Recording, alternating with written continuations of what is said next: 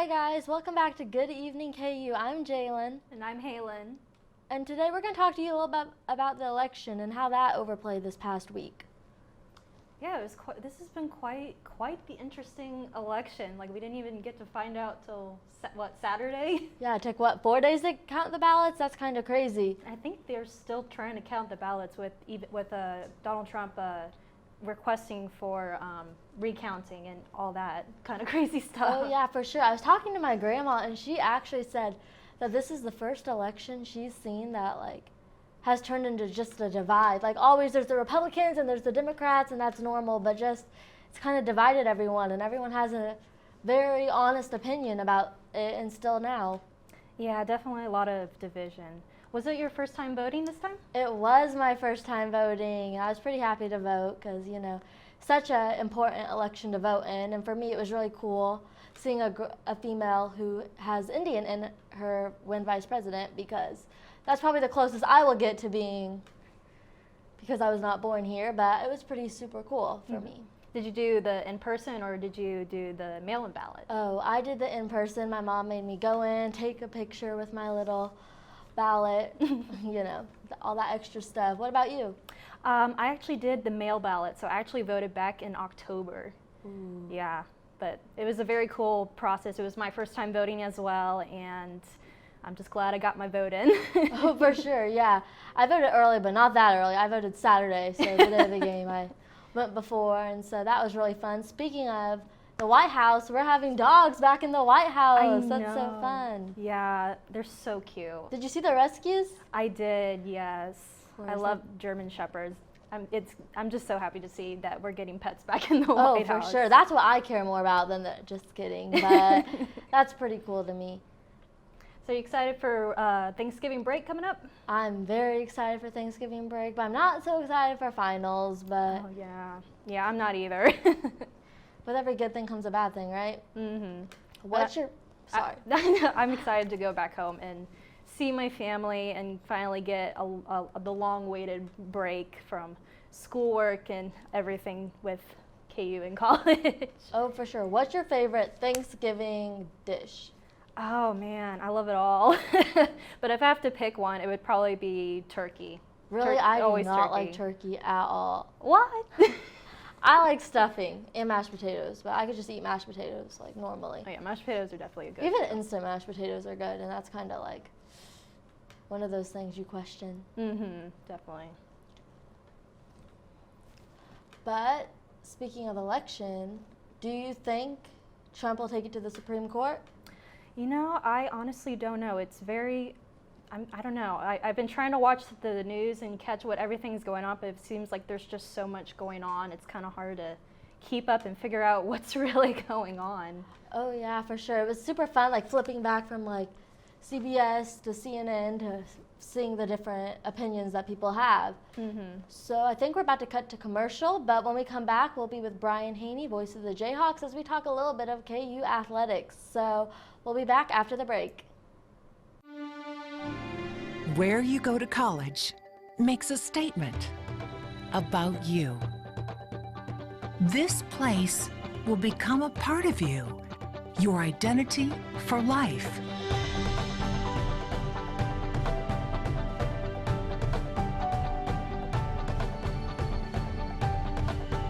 The University of Kansas, a great place to be you. Hi guys, welcome back. I'm Jalen, and I'm going to be talking to Brian Hanni, voice of the Jayhawks, a little bit about KU athletics and how that has gone down with COVID. Hi Brian, how are you doing today? Hey Jalen, I'm great. Thanks for having me on. So coronavirus, how has that changed your job? I'm sure you've had a lot of tremendous changes with COVID. Yeah, it's been wild to this point to not have the normal access to the players and coaches that we typically would. And yet football, for the most part, has gone off without a hitch. Obviously, Coach Miles tested positive, and because I did Hawk Talk with him the night that he had it, I was labeled a direct exposure, so I had to sit out 2 weeks. But other than that, we're still traveling to the games. We're still having a chance to be a part of the game day experience, which is what play-by-play guys live for.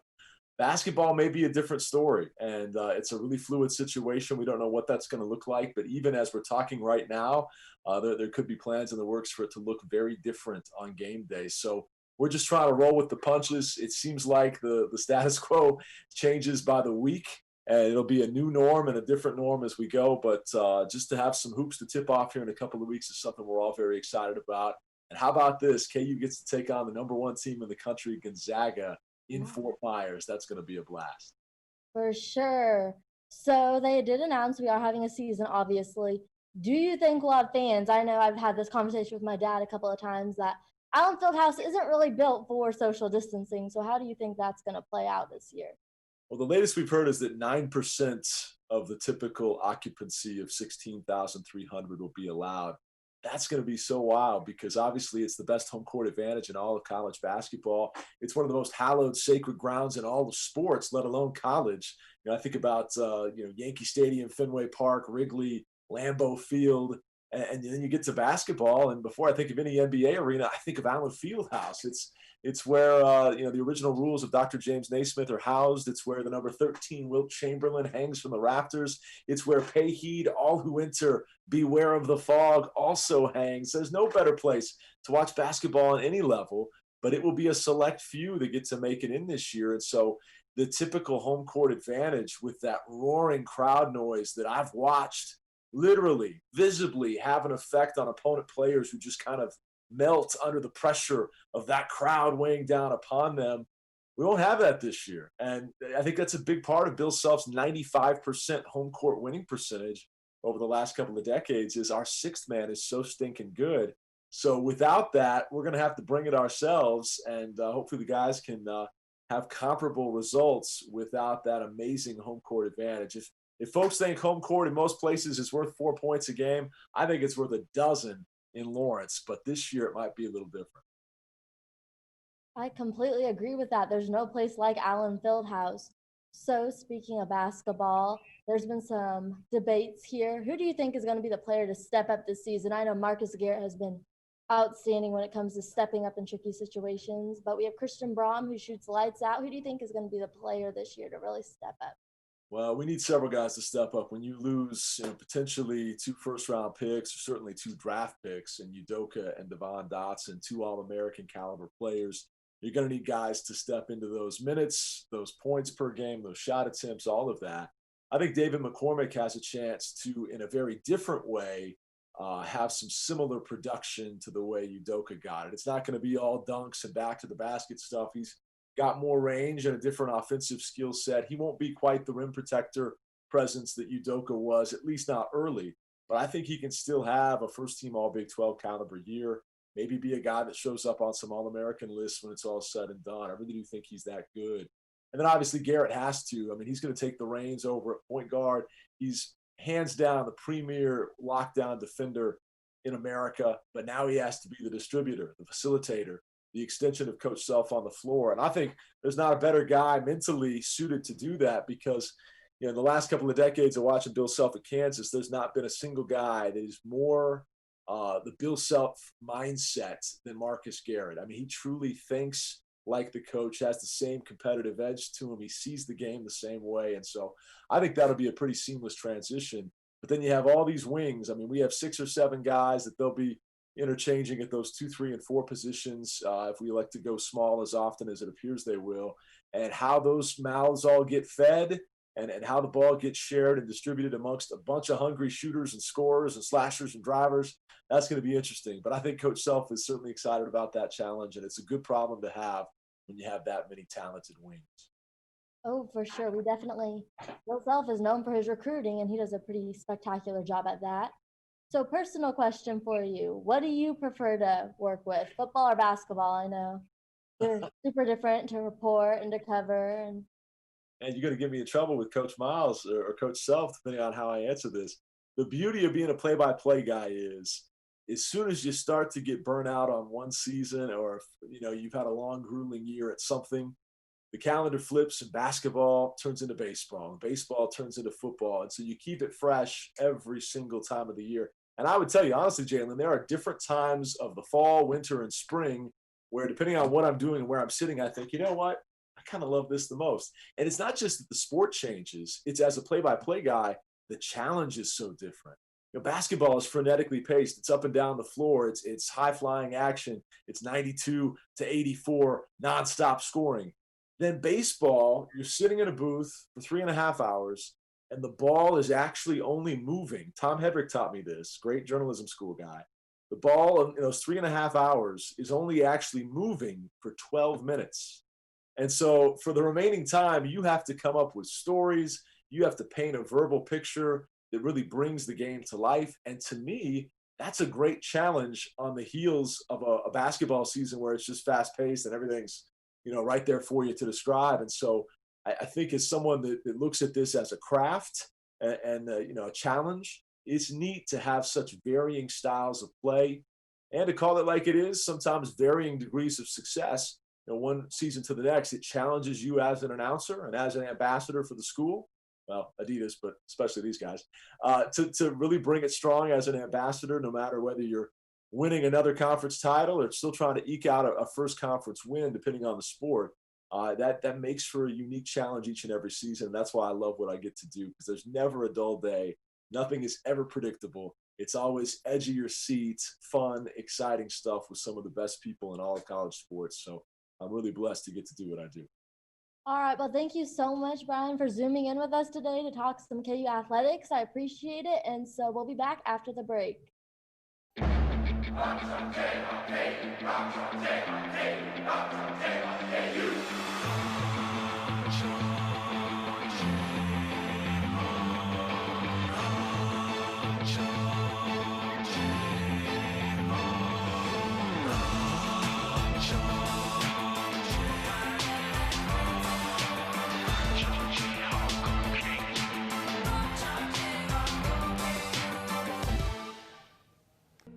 Welcome back. I'm Lily, and this is your Good Evening KU News Update.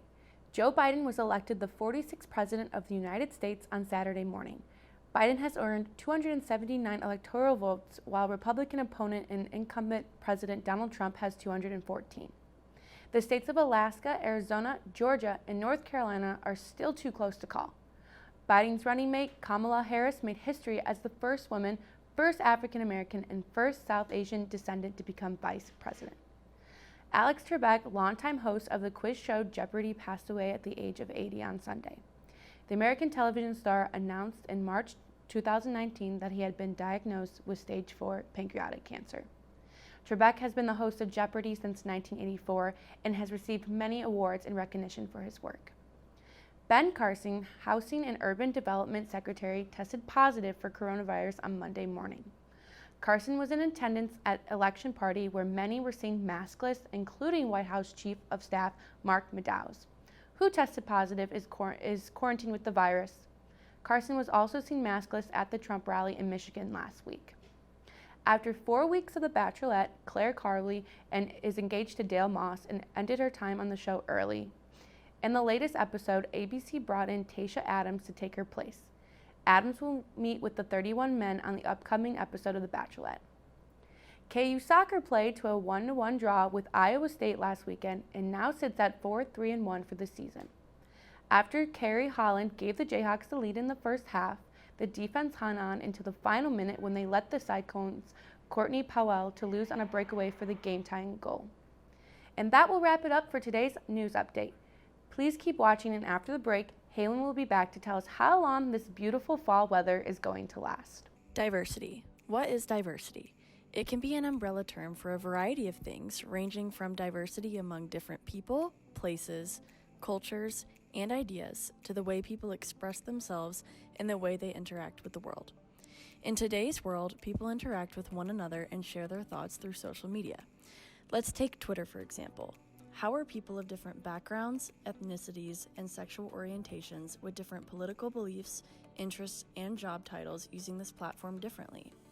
Currently, celebrities are interacting with their fans on Twitter by speaking their minds, sharing their beliefs, and supporting social issues. Professional sports figures and organizations in the United States are using Twitter to support social causes and bring attention to current social matters, such as encouraging their fans to vote. Users are voicing their opinions about current issues surrounding racial inequalities, social injustice, and police brutality in the United States. There's diversity in the way people are discussing the upcoming presidential election, especially regarding their opinions of each candidate. Different news outlets are not only highlighting stories in the US, but are talking about important stories from around the world.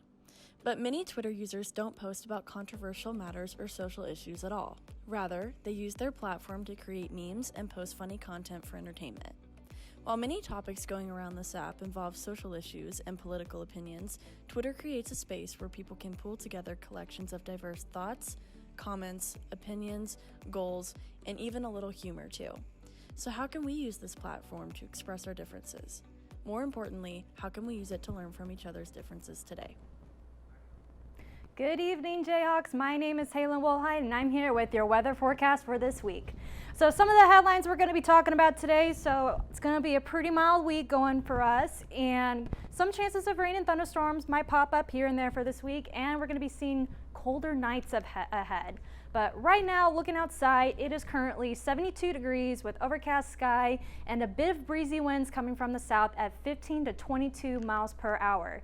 And the current radar right now is showing, again, that overcast clouds in our area. Some scattered showers here and there, maybe cause a drizzle in some areas like towards north of Topeka and towards north Kansas near the border. But so far, everything's pretty clear for us in Lawrence.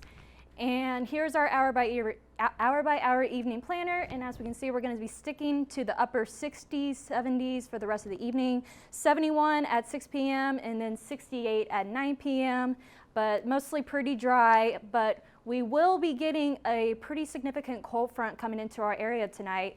Probably around 1 to 2 a.m. we're going to be start seeing some isolated thunderstorms and some late rain showers, and it's going to bump up our precipitation chance to about 56%, and winds still blowing from the south at 12 to 17 miles per hour. So no risk for severe weather, although there might be some spots where we could see maybe some pea-sized hail and some gusty winds, but I don't see that much of a threat for tonight with severe weather. And I want to bring our attention to the Gulf right now, and as you can see, we're currently tracking Tropical Storm Eta, and right now it's currently just sticking right towards north of Cuba, a little towards more in the Gulf, but it's just kind of staying there very slowly, but it's going to be moving to Florida, mainland of Florida. Probably not till, it probably won't reach there till probably about Saturday, Sunday. Most likely it's probably going to be a tropical depression by then, but it is going to be strengthening to a hurricane just in a few hours or so, but right now, I don't see any threat, not that much big of a threat for Florida, but definitely still might want to keep an eye on it just to be sure. But no tropical storm threat for us here in Lawrence, Kansas. But tomorrow we're going to be pretty breezy in the morning, and again, the isolated thunderstorms are probably going to be still popping up here and there. High of 60, precipitation chance at 65%. But once those thunderstorms move out for the morning, we should be pretty mostly sunny for the rest of the day. And here is our extended forecast for this week, and as we can see, we're pretty mild for this week. We're going to be sticking to the 60s and 50s for the rest of this week. Some rain chances here and there. Again, Tuesday, there's going to be 65 chance of isolated thunderstorms, and we could see some rain Friday, Saturday night, but right now we're looking, it's just maybe a small drizzle, but not too much going on for this week. So definitely a pretty mild November week. That is all I have for this week's weather forecast. Thank you for joining us on Good Evening KU tonight. We will be back next week. Have a good evening and stay safe, Jayhawks.